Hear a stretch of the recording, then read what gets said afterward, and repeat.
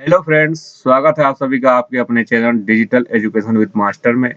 आज की क्लास में हम बाल विकास के कुछ महत्वपूर्ण प्रश्नों को लेकर आए हैं जो आपके सीटेट 2022 की परीक्षा के लिए अत्यंत महत्वपूर्ण है। इसके अलावा सुपर टेट और यूपी टेट के लिए भी महत्वपूर्ण क्वेश्चंस हैं जिनको हम यहाँ पर सॉल्व करेंगे और उनको डिस्क्राइब करेंगे। देखते हैं पहला क्वेश्चन। क्वेश्चन नंबर 1 है बाल मनोविज्ञान। बाल मनोविज्ञान के अनुसार शिक्षा के क्षेत्र में मुख्य स्थान है। बहुत इजी क्वेश्चन है। बाल मनोविज्ञान के अनुसार शिक्षा के क्षेत्र में मुख्य स्थान किसका होता है? ऑप्शन है बालक का, अभिभावक का, अध्यापक का या प्रशासक का। तो बहुत ही आसान क्वेश्चन है। बाल मनोविज्ञान में मुख्य स्थान होता है बालक का। मुख्य स्थान बालक का होता है। चलते हैं अगला क्वेश्चन पर। क्वेश्चन नंबर 2 है प्राथमिक शिक्षक के लिए बाल मनोविज्ञान का ज्ञान आवश्यक है क्योंकि? प्राथमिक शिक्षक के लिए बाल मनोविज्ञान का ज्ञान क्यों आवश्यक है? क्वेश्चन पूछ रहा है प्राथमिक शिक्षा के लिए बाल मनोविज्ञान का ज्ञान क्यों आवश्यक है। ऑप्शन है ये बच्चों को अनुशासित बनाने में सहायता करता है, परीक्षा में परिणाम में उन्नति होती है, ये बच्चों को अभिप्रेरित करने के लिए सुविधाजनक तरीका बन जाता है। क्या ऑप्शन 4 है ये बच्चों के व्यवहार को समझने में शिक्षक की सहायता करता है। तो बाल मनोविज्ञान का ज्ञान आवश्यक है बच्चों को अनुशासित बनाने में, ये पूरी तरीके से सही नहीं है। परिणाम को उन्नत करने में, ये भी बिल्कुल सही नहीं है। बच्चों को अभिप्रेरित करने के लिए सुविधाजनक तरीका अभिप्रेरित करना, इसमें ओनली एक अभिप्रेरित करना है, इसमें अनुशासन है, इसमें परिणाम की बात करते हैं, इसमें चारों हर चीज की बात करेंगे, सर्वांगीण विकास की बात करेंगे, वही ऑप्शन हमारा सही होगा। तो ऑप्शन नंबर डी है ये बच्चों के व्यवहार को समझने में शिक्षक की सहायता करता है।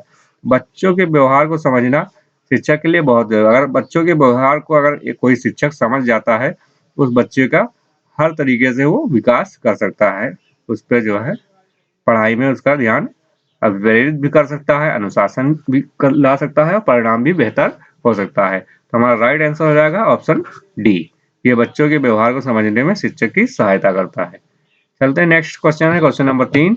बाल मनोविज्ञान के आधार पर कौन सा कथन सर्वोत्तम है? कौन सा कथन सबसे सही है बाल मनोविज्ञान के आधार पर? सारे बच्चे एक जैसे होते हैं? बिल्कुल नहीं, सारे बच्चे एक जैसे नहीं होते हैं। कुछ बच्चे एक जैसे होते हैं, ये भी पूरी तरीके से नहीं सही है। कुछ बच्चे विशिष्ट होते हैं। और नंबर 4 है प्रत्येक बच्चे विशिष्ट होते हैं। ऑप्शन नंबर डी राइट है, प्रत्येक बच्चे विशिष्ट होते हैं। ये बात बिल्कुल सही है, सभी बच्चे विशिष्ट होते हैं। विशिष्ट का मतलब होता है कि इसमें सारे चीजें आ जाते हैं।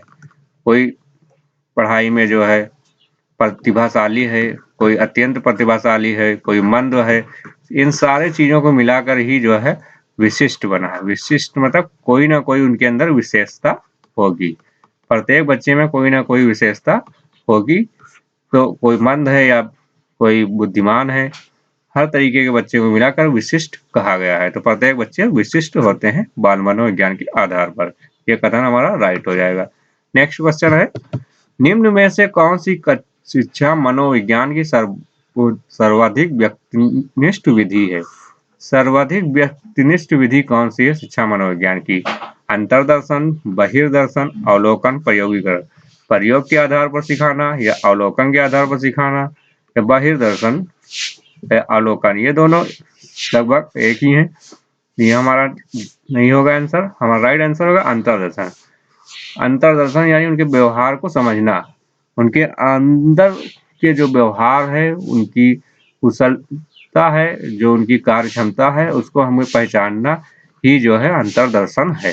उसी को समझना हमारी सबसे अच्छी विधि है, सर्वाधिक व्यक्तिनिष्ठ विधि है शिक्षा मनोविज्ञान की। तो राइट आंसर हो जाएगा अंतरदर्शन। नेक्स्ट क्वेश्चन है शिक्षण का विकासात्मक परिप्रेक्ष्य शिक्षकों से ये मांग करता है कि? शिक्षा का विकासात्मक परिप्रेक्ष्य, विकासात्मक परिप्रेक्ष्य क्या मांग करता है शिक्षकों से? कठोर अनुशासन बनाए रखने वाले बने क्योंकि बच्चे अक्सर प्रयोग करते हैं, इससे हमारा शिक्षक जो है बालक का विकास होगा नहीं होगा, ये राइट आंसर नहीं होगा। विकासात्मक कारकों के ज्ञान के अनुसार अनुदेशन युक्तियों का अनुकूलन करें, तो सिर्फ अनुदेशन करना उनको जो है से विकास नहीं हो सकता है, ये भी राइट आंसर नहीं होगा। विभिन्न विकासात्मक अवस्था वाले बच्चों के साथ समान व्यवहार करें, विभिन्न विकासात्मक अवस्था वाले बच्चों के साथ समान व्यवहार करें। ये कुछ सही लगता है। ऑप्शन देखते हैं, इस प्रकार का अधिगम उपलब्ध कराएं जिसका परिणाम केवल संज्ञानात्मक हो। ये तो बिल्कुल गलत होगा, केवल संज्ञानात्मक हो। जहां पर ये केवल शब्द का इस्तेमाल होता है लगभग नकारात्मक ऑप्शन होता है। ये नकारात्मक प्रश्न के लिए सही हो सकता है, लेकिन यहाँ पर सही नहीं होगा। तो राइट आंसर हो जाएगा ऑप्शन सी, विभिन्न विकासात्मक अवस्था वाले बच्चों के साथ समान व्यवहार करें।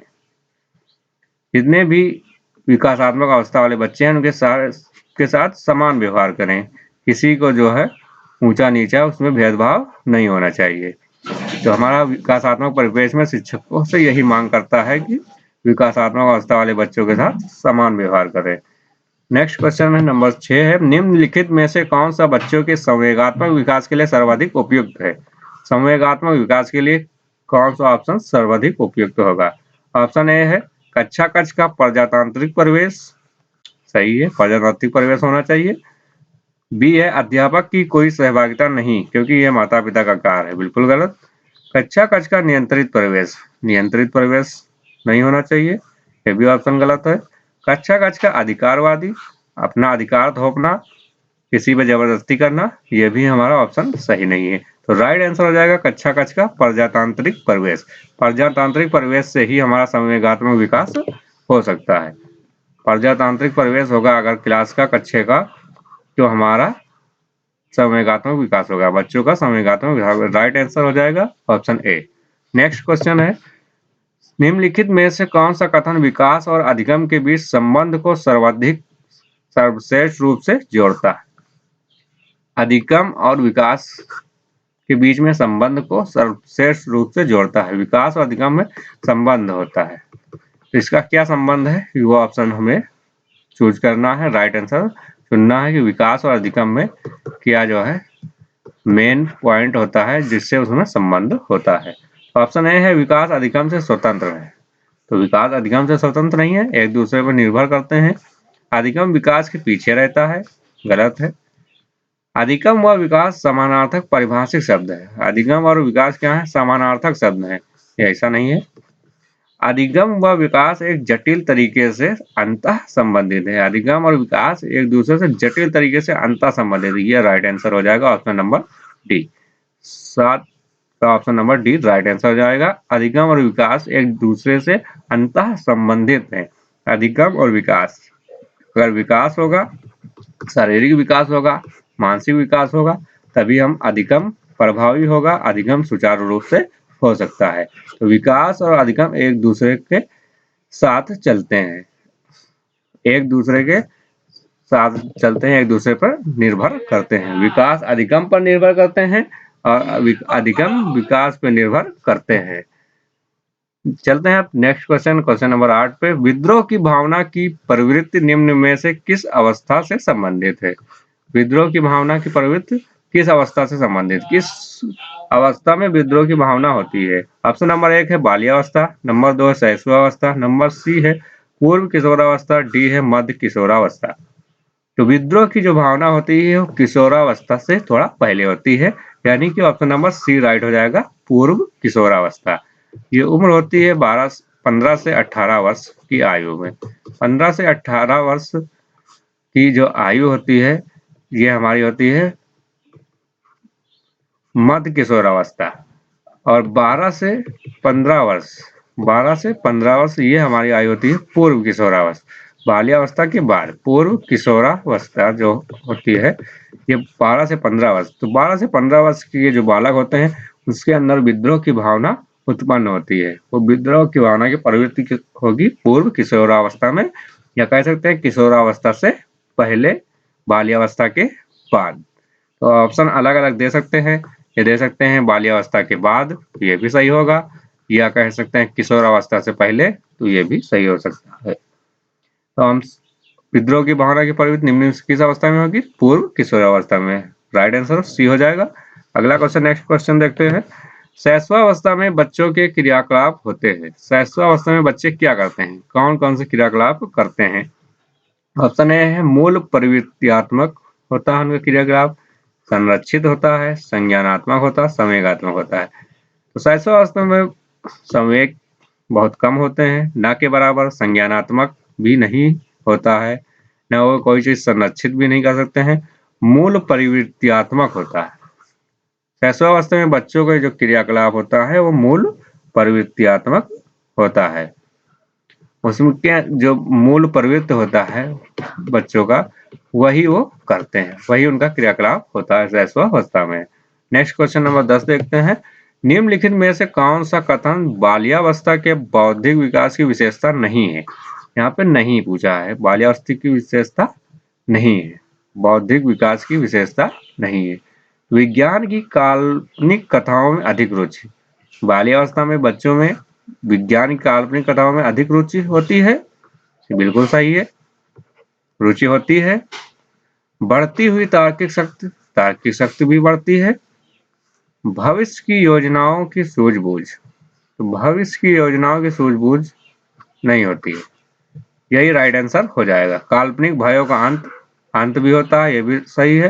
लेकिन बाल्यावस्था के बौद्धिक विकास की विशेषता नहीं है, यहाँ पे नहीं पूछा है, तो भविष्य की सूझबूझ, बाल्यावस्था में भविष्य की सूझबूझ नहीं होती है, तो ये हमारा राइट आंसर हो जाएगा। बाल्यावस्था में भविष्य की योजनाओं की सूझबूझ नहीं कर सकते हैं, बच्चे भविष्य के बारे में सोचते भी नहीं है बाल्यावस्था में। क्वेश्चन नंबर 10 का राइट आंसर हो जाएगा ऑप्शन सी, भविष्य की योजनाओं की सूझबूझ ये बौद्धिक विकास की विशेषता नहीं है। चलते हैं नेक्स्ट क्वेश्चन नंबर 11। शिक्षण अधिगम प्रक्रिया में व्यक्तिगत रूप से ध्यान देना महत्वपूर्ण है क्योंकि, शिक्षण अधिगम प्रक्रिया में व्यक्तिगत रूप से ध्यान देना महत्वपूर्ण है। ये भी जितने भी क्वेश्चन हम आपको करा रहे हैं ये सारे सीटेट के जो प्रीवियस ईयर में पूछे गए प्रश्न हैं, प्रश्न से लिए गए हैं। जितने भी क्वेश्चन हैं अलग अलग पेपर से उठाए गए हैं, बहुत ही अत्यंत महत्वपूर्ण है सीटेट 2022 के लिए, आपके 2022 के एग्जाम के लिए अत्यंत महत्वपूर्ण है। एक एक क्वेश्चन को आप ध्यानपूर्वक देखिए, आपके इस सीटेट एग्जाम्स में भी पूछे जाएंगे और यूपी टेट या सुपर टेट के एग्जाम्स के लिए भी अत्यंत महत्वपूर्ण क्वेश्चन हैं। शिक्षण अधिगम प्रक्रिया में व्यक्तिगत रूप से ध्यान देना महत्वपूर्ण है क्योंकि शिक्षार्थी हमेशा समूह में ही बेहतर सीखते हैं, शिक्षार्थी हमेशा समूह में ही बेहतर सीखते हैं। ये पूरी तरीके से सही नहीं है। शिक्षण अधिगम प्रक्रिया में व्यक्तिगत रूप से ध्यान देना क्या महत्वपूर्ण है कि हमेशा समूह में सीखते हैं, गलत। व्यक्तिगत रूप से अलग अलग भी सीखते हैं। शिक्षण प्रशिक्षण कार्यक्रम में ऐसा ही बताया गया है, बिल्कुल गलत है। शिक्षा प्रशिक्षण कार्यक्रम में ऐसा ही बताया गया है कि व्यक्तिगत रूप से ध्यान देना है, गलत है, ये भी गलत है। इससे प्रत्येक शिक्षार्थी को अनुशासित करने के लिए शिक्षकों को बेहतर अवसर मिलता है। शिक्षा अधिगम प्रक्रिया में व्यक्तिगत रूप से ध्यान देने से अनुशासन आएगा? नहीं, ऐसा नहीं है। ऑप्शन डी है, बच्चों की विकास दर भिन्न भिन्न होती है और वे भिन्न भिन्न तरीकों से सीख सकते हैं।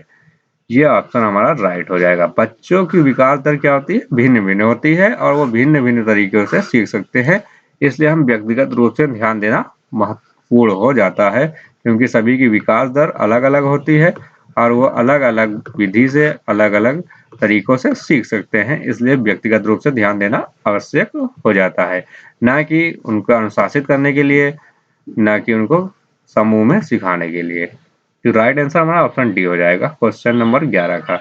नेक्स्ट क्वेश्चन नंबर 12 देखते हैं। मानव विकास कुछ विशेष सिद्धांतों पर आधारित है, निम्नलिखित में से कौन सा मानव विकास सिद्धांत नहीं है? यहाँ पे पूछा गया नहीं, ये बहुत ध्यान रखना है, इसमें लोग कंफ्यूज हो जाते हैं और इस पे ध्यान नहीं देते हैं और आंसर गलत कर देते हैं। मानव विकास कुछ विशेष सिद्धांतों पर आधारित है, तो मानव विकास का सिद्धांत कौन सा नहीं है इसमें? सामान्य से विशिष्ट की ओर, सही है, ये सिद्धांत है। प्रतिवर्ती मानव विकास का सिद्धांत ये नहीं है। विकास जो है प्रतिवर्ती नहीं होता है, विकास अग्रसर होता है, हमेशा निरंतर चलता रहता है। निरंतर ये भी है, अनुक्रमिकता भी है, तो यहाँ पे ऑप्शन नंबर प्रतिवर्ती ये हमारा सही हो जाएगा। प्रतिवर्ती मानव विकास का सिद्धांत नहीं है, ये राइट आंसर हो जाएगा प्रतिवर्ती। नेक्स्ट क्वेश्चन देखते हैं। प्रत्येक शिक्षार्थी स्वयं में विशिष्ट है, इसका अर्थ है प्रत्येक शिक्षार्थी स्वयं में विशिष्ट है। विशिष्ट का अर्थ क्या है? अभी हमने विशिष्ट का अर्थ तो पहले या दूसरे क्वेश्चन में ही कुछ बताया था, तो विशिष्ट का अर्थ क्या है? यहाँ पर ऑप्शन हमको चूज करना, सही ऑप्शन क्या है? नंबर 1 है सभी शिक्षार्थी के लिए एक समान पाठचर्या संभव नहीं है। ऐसा नहीं है, ये ऑप्शन गलत है। ये विशिष्ट का अर्थ नहीं है। एक विषम रूपी कक्षा में शिक्षार्थियों की क्षमताओं को विकसित करना असंभव है। विषम रूपी कक्षा में शिक्षार्थियों की क्षमताओं को विकसित करना असंभव है, ऐसा नहीं है। शिक्षार्थियों की क्षमता को विकसित किया जा सकता है विषम रूपी कक्षा में। प्रत्येक शिक्षार्थी स्वयं में विशिष्ट है, तो विशिष्ट का अर्थ ये भी नहीं हो सकता है। कोई भी दो शिक्षार्थी अपनी योग्यता, रुचि, प्रतिभाओं में एक समान नहीं होते हैं। ये हमारा विशिष्ट का राइट आंसर हो जाएगा। विशिष्ट का यही तो राइट आंसर होगा कि कोई भी विद्यार्थी जो होती है, प्रत्येक की योग्यता, रुचि और प्रतिभा अलग अलग होती है। सभी बच्चों में प्रतिभाएं, योग्यताएं, रुचियां सब अलग अलग होती हैं, इसलिए प्रत्येक बच्चे विशिष्ट होते हैं, वो भिन्न भिन्न तरीके से सीख सकते हैं। तो हमारा ये विशिष्ट का राइट आंसर हो जाएगा। शिक्षार्थी ना तो कोई समान विशेषताएं होती हैं, ना ही उनके लक्ष्य होते हैं, ये भी हमारा गलत ऑप्शन है। राइट आंसर हो जाएगा कोई भी दो शिक्षार्थी अपनी योग्यताओं, रुचियों व प्रतिभाओं में एक समान नहीं होते हैं। ये भी क्वेश्चन हमारा सीटेट एग्जाम्स में पूछे जा चुके हैं और इसी तरीके के क्वेश्चन हमारे सीटेट एग्जाम्स में पूछे जाएंगे और पूछे जाते रहे हैं। तो हम इसको विशेष रूप से ध्यान रखेंगे इस सारे क्वेश्चन को। प्रत्येक शिक्षार्थी विशिष्ट होते हैं, तो विशिष्ट का अर्थ यही होगा। विशिष्ट का अर्थ होता है कि प्रत्येक बच्चों में जो उनकी योग्यताएं हैं, रुचियां हैं, क्षमताएं हैं, प्रतिभाएं हैं, विकास की दर हैं, वो सारे अलग अलग भिन्न भिन्न होती हैं। नेक्स्ट क्वेश्चन नंबर 14 है वैयक्तिक शिक्षार्थी एक दूसरे में भिन्न होते हैं। किस चीज में भिन्न होते हैं? वैयक्तिक शिक्षार्थी जो होते हैं एक दूसरे में भिन्न होते हैं। विकास के क्रम में भिन्न होते हैं, विकास की सामान्य क्षमता में भिन्न होते हैं, बुद्धि एवं विकास के सिद्धांतों में भिन्न होते हैं, कि विकास दर में भिन्न होते हैं। व्यक्ति शिक्षार्थी एक दूसरे में किस चीज में भिन्न होते हैं? विकास क्रम तो उनका एक ही होता है, क्रम उनका एक ही होता है, इसमें भिन्न नहीं होंगे। विकास की सामान्य क्षमताएं उनमें बराबर होती हैं।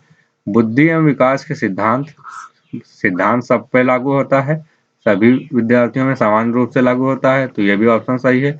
विकास की दर भिन्न भिन्न होती है। व्यक्ति शिक्षार्थी एक दूसरे से विकास दर में भिन्न भिन्न होते हैं। विकास दर राइट आंसर हो जाएगा। विकास दर में वो भिन्न भिन्न होते हैं। किसी की दर कम होती है, कोई मंद गति से आगे बढ़ता है, कोई तीव्र गति से आगे बढ़ता है, जल्दी उसको समझ में आ जाता है, किसी को देर में समझ में आता है, तो उनकी विकास दर अलग अलग हो सकती है। तो व्यक्ति शिक्षार्थियों में विकास दर अलग अलग होती है। नेक्स्ट क्वेश्चन नंबर 15 है और ये हमारे आज की क्लास का लास्ट क्वेश्चन है। निम्न में से बाल विकास का एक सिद्धांत नहीं है। बाल विकास का सिद्धांत नहीं है, हमें नहीं पूछा है, बाल विकास का सिद्धांत नहीं है। सभी विकास एक क्रम का पालन करते हैं। सभी विकास एक क्रम का पालन करते हैं, राइट आंसर है, बिल्कुल सही है। सभी विकास एक क्रम का पालन करते हैं। विकास के सभी क्षेत्र महत्वपूर्ण हैं। विकास के जितने भी क्षेत्र में, सामाजिक हो या सामूहिकात्मक हो, शारीरिक हो, मानसिक हो, सारे विकास के जो क्षेत्र हैं सभी महत्वपूर्ण है, तो ये राइट आंसर है। सभी विकास परिपक्वन तथा अनुभव के अंतःक्रिया का परिणाम होते हैं। सभी विकास परिपक्वन और अनुभव के अंतःक्रिया का परिणाम होते हैं, ये भी राइट आंसर है। सभी विकास तथा अधिगम एक समान गति से आगे बढ़ते हैं। तो विकास तथा अधिगम एक समान गति, यानी अभी जो हमने पिछले क्वेश्चन बात का विकास दर, तो विकास दर सबकी भिन्न भिन्न होती है और एक समान गति से आगे बढ़ते हैं, यानी कह रहा है विकास दर समान होती है, समान गति से आगे बढ़ते हैं, विकास दर समान होती है, तो विकास दर क्या होती है? भिन्न होती है। तो ये हमारे बाल विकास का सिद्धांत नहीं है, तो राइट आंसर हो जाएगा ऑप्शन नंबर डी। 15 का ऑप्शन डी राइट हो जाएगा। सभी विकास तथा अधिगम एक समान गति से आगे नहीं बढ़ सकते हैं, सभी का गति अलग अलग होती है। तो आज के क्वेश्चन हमारे ये 15 क्वेश्चन आपको हमने सीटेट एग्जाम्स में जो भी क्वेश्चन हमारे पूछे गए थे, उन सारे क्वेश्चन को यहाँ पे हमने बताए हैं। अगले जो 2022 के एग्जाम्स में आने की संभावना है, अत्यंत महत्वपूर्ण क्वेश्चन है और इसी टाइप से हम आगे भी आपको बताते रहेंगे। तो आप अगर हमारे चैनल पर नए आए हैं तो चैनल को सब्सक्राइब करें और अपने दोस्तों में इसको शेयर जरूर करें, और आपको वीडियो पसंद आया हो तो इसको लाइक करें और कमेंट करके बताएं कि आपको कैसा लगा और किस टॉपिक पर और वीडियो आपको चाहिए। धन्यवाद।